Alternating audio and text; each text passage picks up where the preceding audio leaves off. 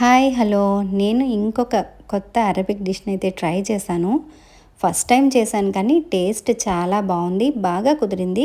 కాకపోతే first time కదా, ఏదో ఒక చిన్న మిస్టేక్ అయితే జరుగుతుంది. చిన్న మిస్టేక్ ఏంటంటే బాటమ్ లేయర్లో టొమాటో స్లైసెస్ని పెడితే కనుక కింద స్టిక్ అవ్వకుండా ఉంటుంది. ఆ ఒక్కటే నేను మర్చిపోయాను. మిగతా ప్రాసెస్ అంతా సూపర్గా అంటే సూపర్గా కుదిరింది. త్వరలో తప్పకుండా ఈ రెసిపీని మీతో షేర్ చేసుకుంటాను. టేస్ట్ అయితే చాలా బాగుంది. రంజాన్ కదా, ఇఫ్తార్ని ఫ్రూట్స్తో ఫినిష్ చేసేసుకొని డైరెక్ట్గా అయితే ఫుడ్ తినేసేసాము.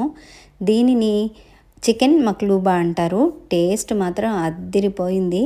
తప్పకుండా మీరు కూడా ట్రై చేయండి, నేను రెసిపీ పోస్ట్ చేసిన వెంటనే.